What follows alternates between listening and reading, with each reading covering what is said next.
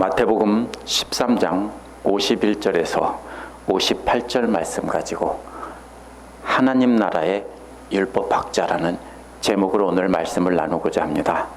마태복음 12장에 보면 예수께서 귀신 들려 보지도 못하고 듣지도 못하는 사람을 고쳐주시자 바리새파 사람들이 예수님에게 귀신의 두목 바알세불의 힘을 입어서 귀신을 쫓아냈다라고 합니다.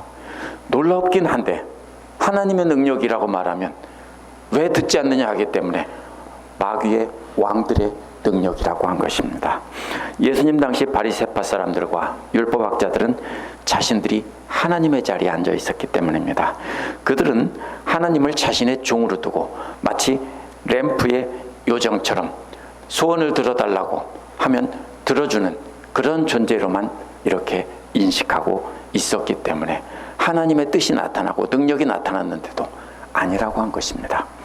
그렇기 때문에 예수님께서 오셔서 하나님을 하나님의 자리로 돌려놓으려고 하신 것이 예수님의 사역입니다. 예수님의 사역을 한마디로 요약하면 너희들이 하나님을 종으로 만든 것을 하나님을 하나님이 되게 하라 하는 것이 예수님의 사역의 초점입니다.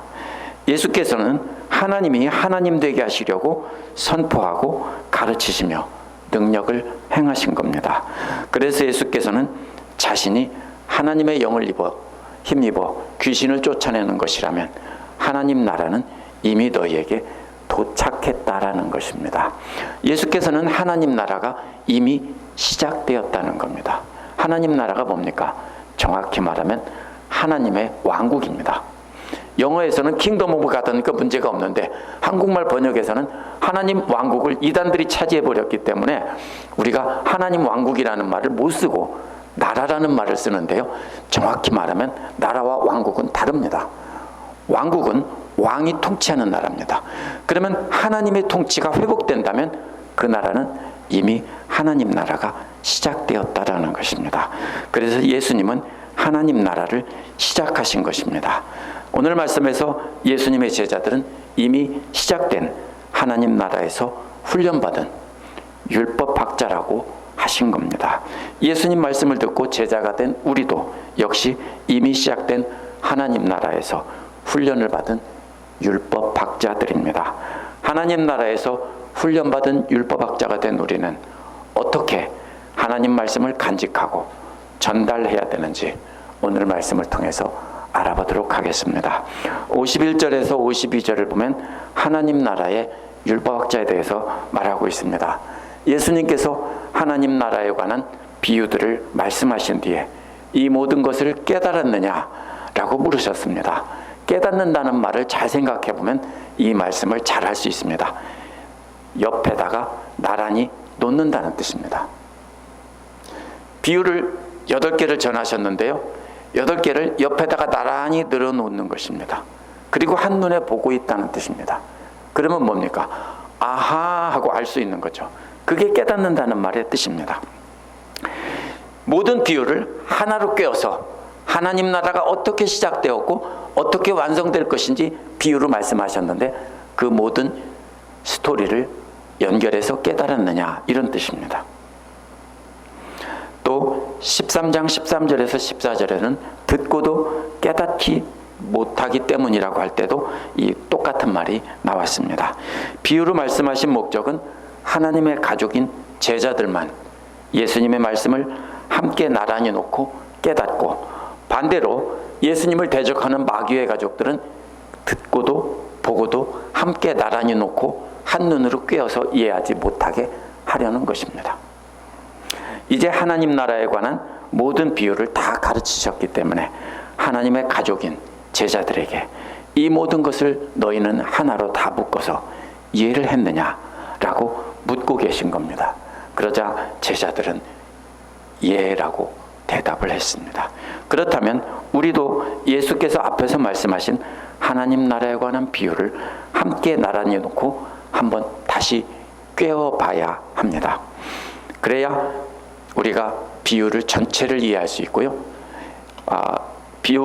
각각 비유가 하나하나가 무엇인지 자세히 따지다 보면 비유의 초점을 놓치기 쉽습니다. 첫 번째 비유는 네 가지 씨앗의 비유인데요. 누가 하나님의 가족인가? 예수님의 가족들이 와서 찾고 있다고 할 때 누가 하나님의 가족이냐 하면서 네 가지 씨앗의 비유로 말씀하신 겁니다. 진짜 하나님의 가족은 각자의 마음에 예수님께서 뿌리신 하나님 나라의 복음을 잘 간직하고 결실하는 사람들이 진짜 하나님의 가족이라는 것입니다. 이것이 바로 하나님의 가족이 되는 출발점입니다. 시작입니다. 뿌린 씨앗을 잘 간직하는 것입니다. 오직 자신의 마음밭에 예수께서 뿌리신 씨앗을 잘 간직하는 하나님의 가족들만이 큰 결실을 맺어서 하나님 나라에 들어간다는 것입니다. 그런데 밀과 가라지의 비유는 방해꾼 사탄이 등장합니다.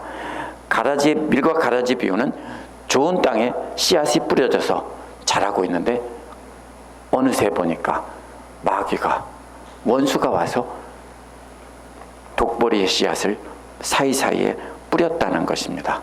이것은 어느 상태냐면요, 씨앗이 이미 다 자라서 이삭이 팬 뒤에야 알고 있는 그 상태입니다. 그러면 첫 번째 비유가 씨앗을 좋은 땅에 간직하는 것이라면 이제는 자라고 있는 상태에서 마귀의 씨앗들과 하나님의 가족의 씨앗들이 함께 자라고 있는데, 이 악한 씨앗들은 하나님의 자녀들이 결실하지 못하도록 계속 방해한다는 것입니다. 그런데 이것을 뽑으면 어떻게 된다고 했습니까? 뿌리가 뒤엉켜서 하나님의 자녀들까지 다 뽑게 되기 때문에 조금만 더 있으면 이삭이 여물길 것이기 때문에 가만 두라고 하는 내용입니다. 이것은 보호하기 위한 것이고요. 마지막 날에는 먼저 마귀의 씨앗들을 뽑아서 불에 태우고 하나님의 자녀들은 곳간에 놓는다는 것입니다. 그렇지만 현실을 보면 하나님의 가족들은 아주 약해 보이고 작아 보이고 마귀의 가족들은 크고 강해 보입니다. 그래서 비유를 말씀하신 것이 겨자씨의 비유입니다. 지금은 너희들이 아주 작지만 앞으로는 새들이 깃들 만큼 크게 자랄 것이다. 또 이스트의 비유도 마찬가지입니다. 지금은 아주 작은 반죽 한 조각이지만 나중에는 전체에 은밀하게 아무도 모르게 전체에 고루 퍼질 것이다. 이렇게 하면서 핍박받고 있는 미약한 하나님의 가족들에게 소망을 주시는 것입니다. 이렇게 세 가지 비유가 계속해서 연결이 됩니다. 이러한 하나님에 대한 소망은 이어지는 세 가지 비유에서 분명하게 드러납니다. 마치 하나님 나라는 밭에 숨겨진 보물을 우연히 발견한 것 같다고 했습니다. 또 하나님 나라는 보물을 한번 깨닫고 발견한 사람이 계속해서 그 보물을 찾으러 다니는 진주장사와도 같다고 했습니다. 둘 다 우연히 발견하든 아니면 찾아다니면서 발견하든 모두 다 똑같은 것은 엄청난 가치를 발견하고 모든 것을 투자해서 샀다는 것입니다. 하나님의 가족들은 하나님 나라의 엄청난 가치를 발견했기 때문에 이 땅에서 모든 것을 참으며 투자해서 그것을 자기 것으로 만든다는 것입니다. 지금은 두 대의 배가 큰 그물을 끌금으로 고기들을 모으고 있는 것입니다. 그래서 복음을 전해서 수많은 사람들을 교회 안에 모으고 있지만 마지막 때가 되면 그 중에서는 가짜들이 존재한다는 것입니다. 그러니까 마지막 심판 날에는 주님께서 가짜들은 골라내고 진짜 하나님의 가족만 영원한 나라에 들어간다는 것입니다. 그래서 하나님의 가족, 마귀의 가족들은 지금 세상의 주인인 것 같지만 마지막 날에는 모두 영원한 심판에 들어가고, 하나님의 가족들은 지금은 미약하지만 장차 크게 성장하고 온 세상에 퍼져서 마지막 주님 오실 때 하나님 나라에 들어가게 된다는 것입니다. 그렇다면 하나님 나라의 비밀을 완전히 이해한 그 가족들은 이 땅에서 어떻게 살아야 합니까? 이거를 꿰을 줄 알아야 이것을 이해한 것입니다. 진정한 제자들은 그들이 이해한 것 간직하고 성장해야 하는 것입니다. 어떻게 성장합니까? 말씀을 가지고만 있으면 성장하지 않습니다. 그 말씀을 따라 내 생각을 내려놓고 말씀에 하나하나 순종하며 살아갈 때 우리가 성장하는 것입니다. 때로는 핍박을 견디면서 계속 하나님의 뜻에 순종할 때 우리가 성장하는 것입니다. 만약 이렇게 이해한 것에 대해서 순종하며 핍박을 견디며 성장해 나가지 않는다면 이해하지 못한 군중들과 똑같고 마귀의 씨앗들과 차이가 없어지는 것입니다. 좋은 땅에 뿌려진 진정한 하나님의 가족이라면 예수님의 말씀을 듣고 그 말씀 안에서 계속 순종하며 성장해 나가며 결실하는 과정이 있어야 합니다. 만약 이해만 하고 성장이 없다면, 계속 내가 복음을 지키면서 하나님 말씀을 듣고 기뻐만 한다면 그것은 하나님의 가족이 아닌 겁니다. 처음부터 출발점부터 하나님의 가족이 아닌 겁니다. 저는 구원받은 사람이 구원을 잃는다고 생각하지는 않습니다. 그러나 처음부터 한 번도 예수님을 구주로 모시고 하나님을 나의 주인으로 모신 적이 없이 그냥 교회만 왔다 갔다 한 사람들일 가능성이 높습니다. 하나님 나라에 대한 비밀을 완전히 깨닫고 그 말씀에 대해서 흔들림 없이 순종하는 사람들만이 영원한 나라에 들어간다라는 것이 예수님의 모든 비유의 초점입니다. 중요한 것은 깨닫는 것이 아니라 깨달은 뒤에 인내하며 순종하며 소망 중에 예수님 뒤를 따라가는 것입니다. 예수님 뒤를 따라간다는 것은 예수님처럼 씨앗을 뿌리는 자가 되는 것입니다. 그래서 또 오늘 말씀에서는 씨앗을 뿌리는 것과 같은 그림이 다른 버전으로 나옵니다. 예수께서 이렇게 말씀하신 모든 비유를 깨달은 제자들에게 오늘 말씀에서 뭐라고 부릅니까? 너희들은 하나님 나라의 율법학자다, 이렇게 말합니다.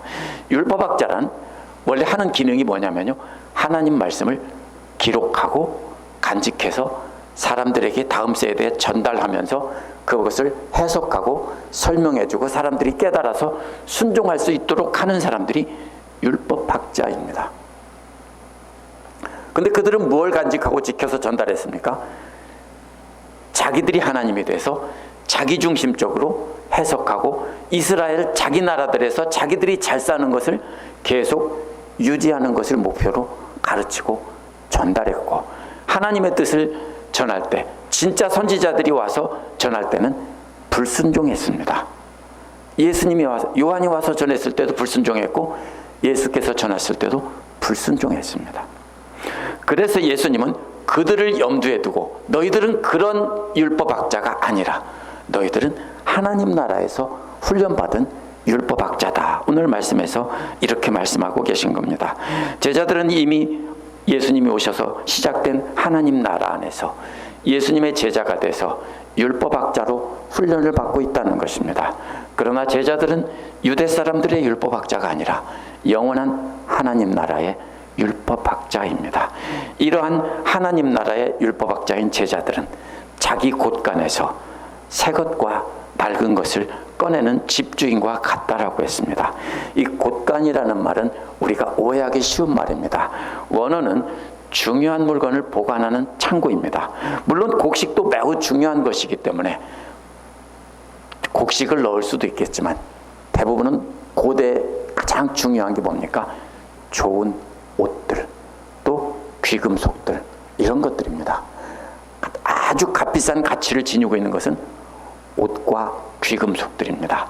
이런 것들이 바로 이 곳간, 창고라는 말의 뜻입니다. 그렇다면 보물창고라는 뜻이지 곡식을 넣어놓는데 곡식을 꺼낸다는 뜻이 아닙니다.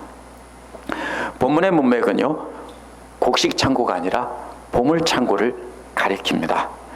그래서 이 보물창고에 담긴 보물은 하나님의 진리의 말씀을 뜻합니다. 이제 시작된 하나님 나라에서 훈련받은 율법학자들은 제자들을 가리킨다고 했죠.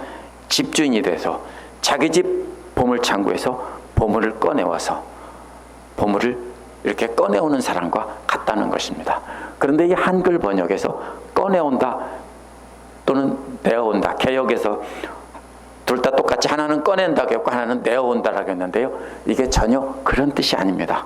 원어에서는 내던진다는 뜻입니다. 왜 보물을 내던져요? 언제 던지죠? 사람들에게 나눠주는 겁니다. 자기가 가지고 있는 창고를 열어서 그것을 꺼내서 카트리나 때 구호물자 받아보신 적 있나요? 마치 그런 것처럼 사람들에게 나눠주는 것이 바로 이 던진다는 말입니다.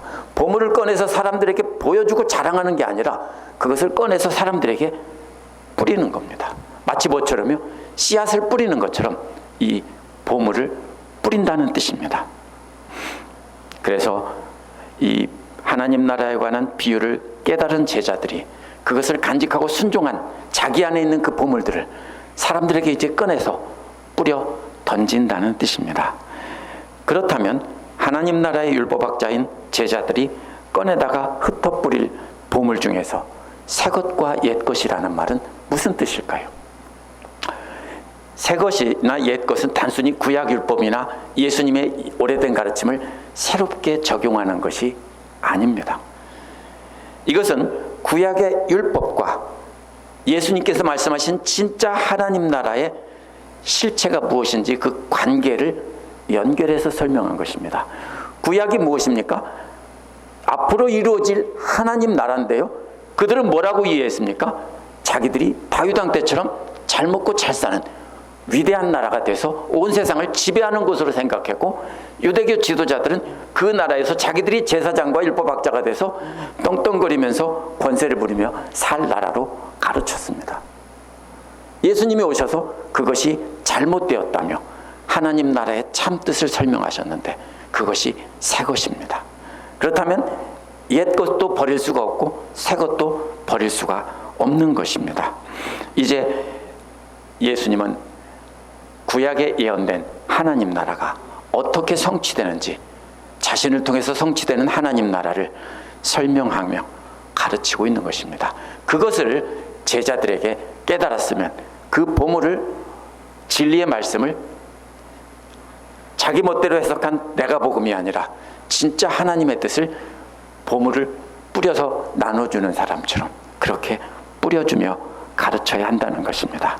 따라서 비유들은 통해 하나님 나라의 비밀을 깨달은 사람들은 자기만 깨닫고 실천하면 안 된다는 겁니다. 그런 사람들은 그렇게 깨닫고 실천한 하나님 나라의 복음을 나눠주는 하나님 나라의 율법학자가 돼야 한다는 것입니다.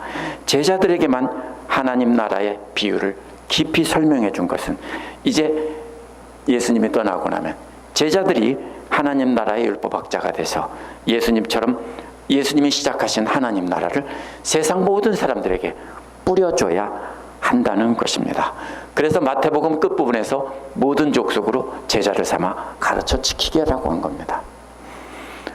두 번째로 54절에서 58절은 생뚱맞게 고향에서 배척받은 예수님의 모습이 나옵니다. 이것을 연결하지 못하면 우리는 오늘 말씀을 읽는데 실패한 것입니다. 예수께서 비유를 말씀하시는데 그곳을 떠나가셨습니다. 어디로 가셨습니까? 54절에 보면 자기 고향으로 가셔서 회당에서 그들을 가르쳤다라고 되어 있습니다. 근데 이 회당이라는 말은요, 재미있는 말로 되어 있습니다. 그 회당이나 우리의 회당이라고 안 하고요, 그들의 회당이라고 했습니다. 혹시 자기 집이나 자기 교회를 그들의 교회라고 말씀하실 분 계세요? 자기 집을 갖다가 그들의 집이라고 말씀하실 분 계세요? 근데 여기서 그들의 회당이라고 말했습니다. 이것은요, 그들이 회당의 주인들이 하나님을 대적하고 예수님을 대적해서 적으로 삼았기 때문에 여기는 하나님의 회당이 아니고 그들의 회당이라고 하신 겁니다. 마태복음이 기록되던 당시의 제자들에게도 똑같은 적대감을 드러내고 그들을 회당에서 쫓아내 버렸습니다. 그래서 마태가 마태복음을 기록해서 전달할 때는 그들은 이미 회당에서 쫓겨난 뒤였습니다.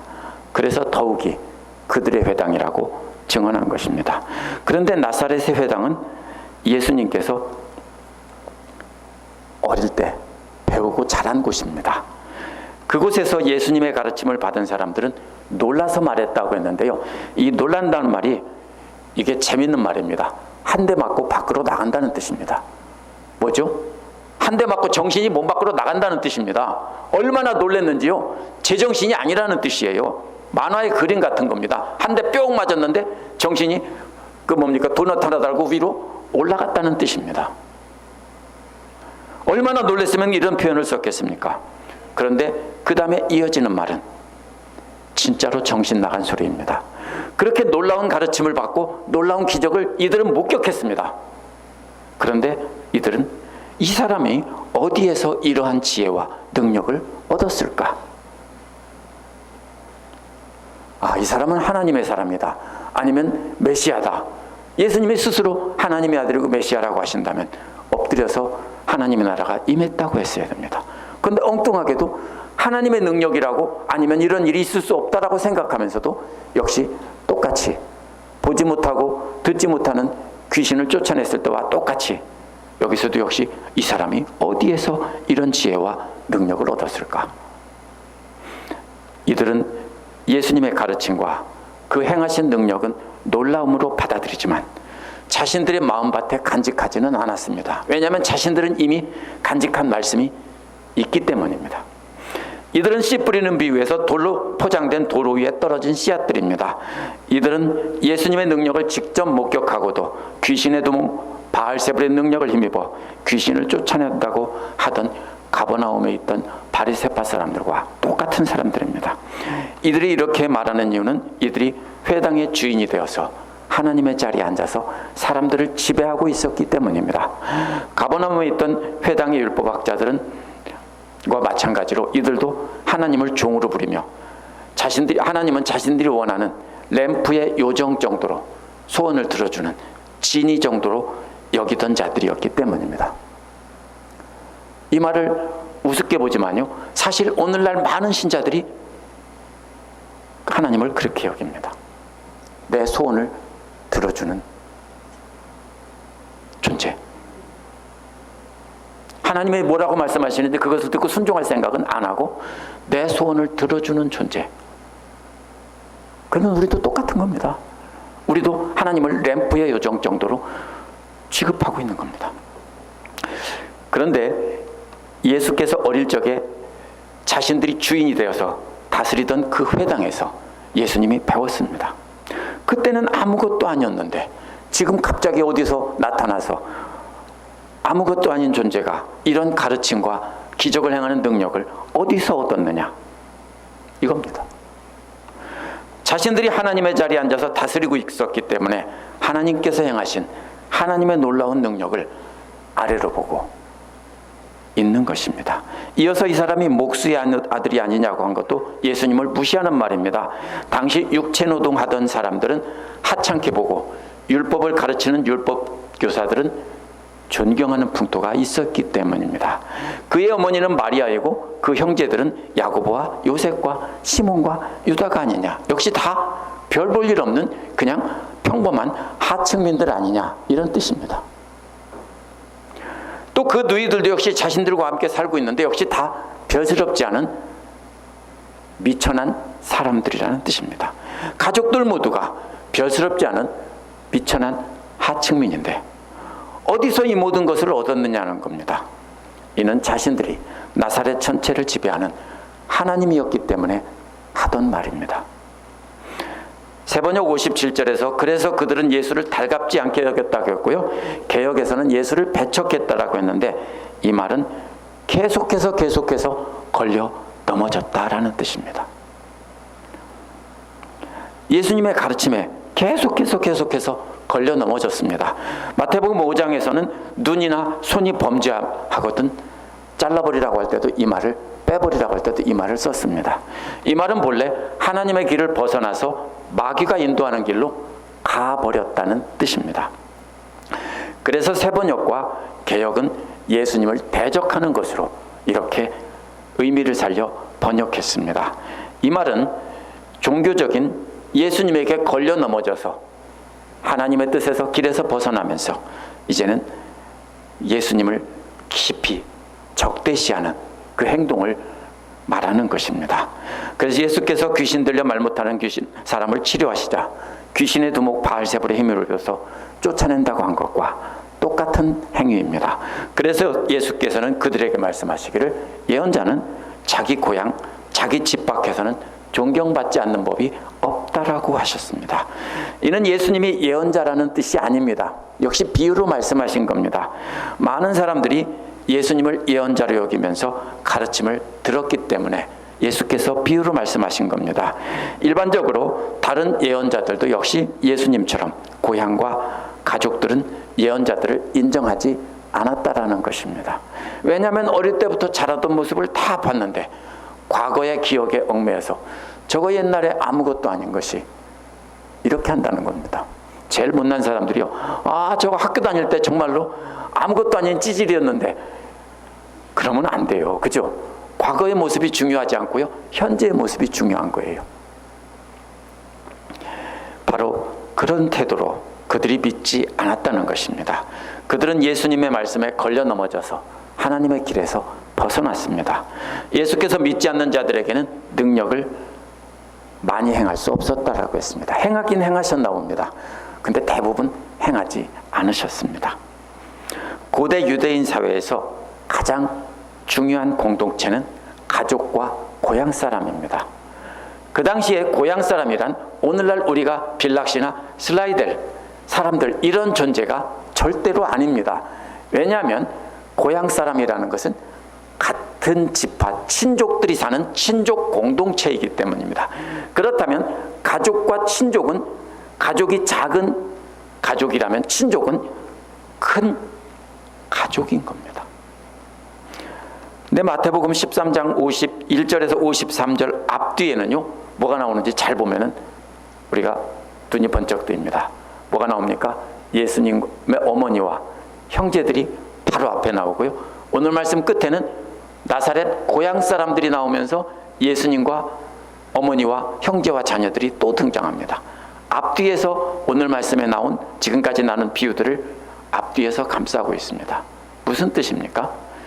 그들은 하나님의 가족이 아니라는 겁니다. 누가 하나님의 가족입니까?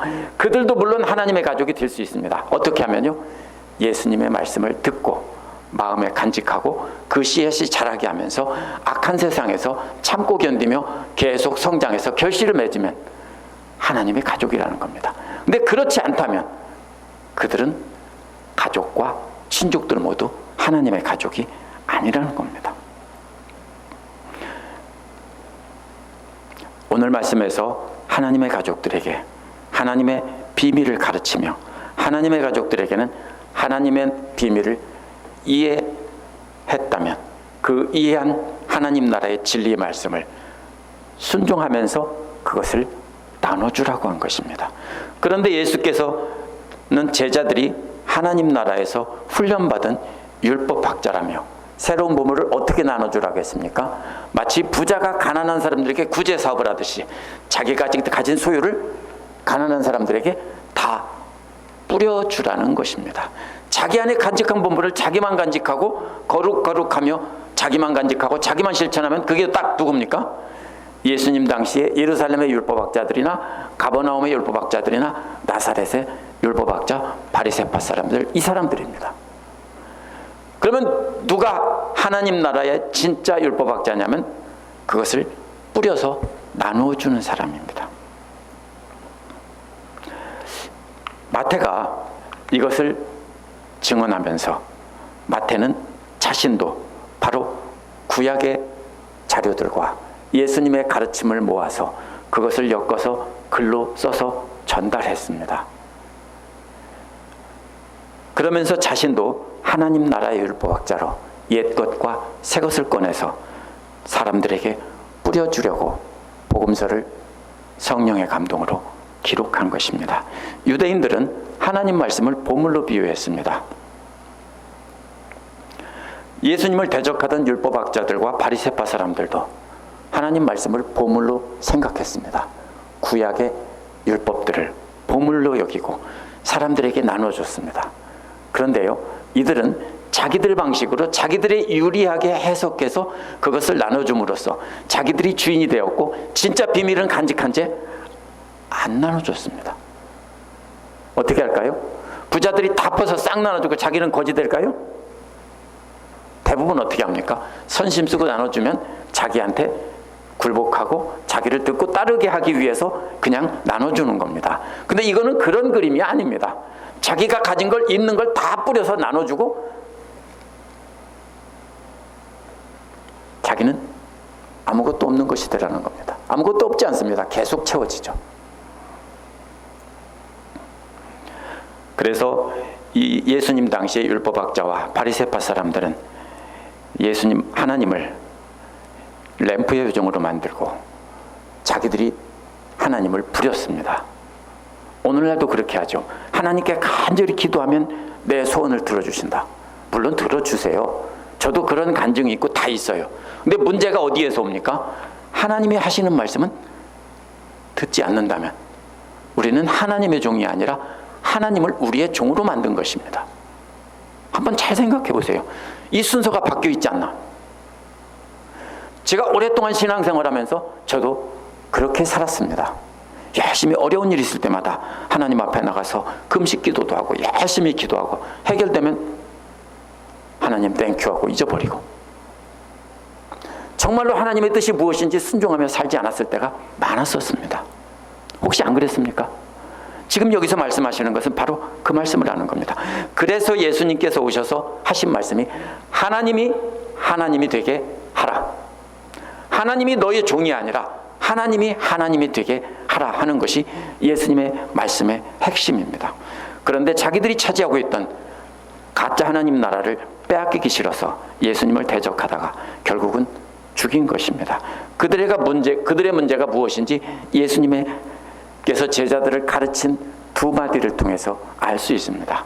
마가복음 5장 16절에 보면 예수께서는 너희 빛을 사람 앞에 비추게 하여 그들이 너의 선한 행동을 보고 하늘에 계신 아버지를 찬양하게 하라라고 했습니다. 그런데 6장 1절에서는 바로 말을 바꿔서 너의 의로운 행동을 사람 앞에서 행하지 않도록 하라. 하나님이 이랬다 저랬다 장난꾸러기입니까? 도대체 왜 이렇게 금방 사람 앞에서 선을 행하게 하라고 했다가 사람 앞에서 선을 행하지 말라고 합니까? 이게 바로 예수님 당시의 율법학자와 바리새파 사람들의 문제점입니다. 하나님의 자리에 앉아서 거짓된 의로운 행동을 하던 것을 두고 하는 것입니다. 하나님의 자리에 앉아서 하나님의 영광을 가로챘기 때문에 너희들은 그렇게 하지 말고 사람들 앞에 하나님의 빛을 비추되 그 영광을 너희들이 받지 말고 영광은 하나님께 돌려드리고 너희들은 빠져 이 말입니다.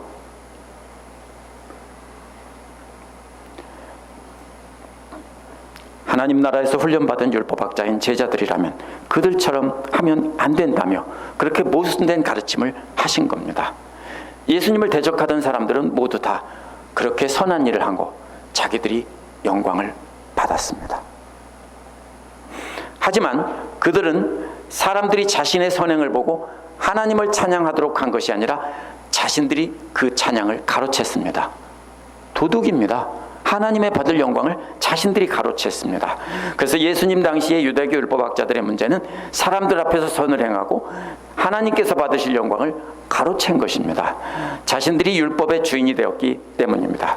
그래서 그들은 하나님 앞에서 의를 행하여 사람들 앞에서 의를 행하여 하나님의 받으실 영광을 가로챘습니다. 그래서 예수께서는 제자들을 하나님 나라의 율법학자로 훈련시키면서 계속하신 말씀이 뭡니까? 너희들은 그렇게 하지 말고 오른손이 하는 일을 왼손이 모르게 하라고 한 겁니다.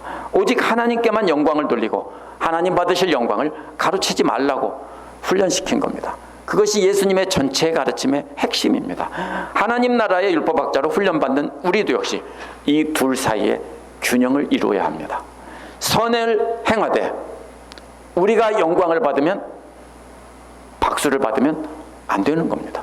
그러면 어느 사이에 우리는 교만해져서 우리가 하나님의 자리에 앉게 되는 겁니다. 그러므로 우리는 늘 사람들 앞에서 선을 행함과 동시에 그것이 하나님께만 영광이 되게 하고 우리는 빠져야 됩니다. 그것이 바로 우리가 하나님의 자리에 앉아서 주인 노릇하지 않는 비결입니다. 당시 유대사회의 율법학자들은 말로는 하나님을 섬기는 척했지만 실제로는 하나님을 원하지 않았습니다. 그래서 궁극적으로 완전히 길을 잃은 이들 죄인들은 하나님을 원하지 않았습니다. 정확히 말하면 하나님이 하나님 되기를 원할 수 없는 사람들이었습니다. 사람들이 하나님을 발견하지 못하는 것은 그들이 원하지 않거나 아니면 하나님이 하나님 되심을 원하지 않기 때문입니다. 그들이 하나님을 원하지 않거나 하나님이 하나님 되심을 원하지 않는 것, 이 두 가지 때문입니다. 그래서 하나님이 하나님 되기를 원하는 것은 하나님이 나를 돕기를 원하는 것과는 완전히 다른 겁니다. 하나님은 나만 도와줘야 돼. 나는 근데 하나님 말씀 안 들어. 이게 정확히 뭡니까? 하나님을 램프의 요정으로 만든 바리새파와 율법학자들이고요. 오랜 교회 역사에서 오늘날도 많은 사람들이 그렇게 하고 있는 것입니다. 우리도 하나님 나라의 율법학자로 훈련받은 사람들입니다. 그렇다면 우리가 그들처럼 되지 않으려면 예수께서 가르치신 하나님 나라의 진리에 마음을 열어두어야 합니다. 마음을 열어두라는 말은요, 내 생각을 내려놓고 내가 내려와야 합니다. 나는 하기 싫죠. 근데 내려와야 합니다. 그리고 하나님 생각이 우리 마음 중심에 와서 앉게 하라는 것입니다. 내가 원하는 소원을 이루게 해달라고 기도하는 사람은 마음 중심에 이미 자신의 생각이 자리 잡고 있고 하나님의 생각이 머물 자리가 없습니다. 그게 나쁘다는 게 아닙니다. 우리는 하나님의 자녀이기 때문에 아버지께 달라고 할 수 있지만, 그러나 우리는 하나님의 뜻에 순종하고 하나님을 중심에 모시고 살아야지 내가 중심이 돼서는 안 되는 겁니다.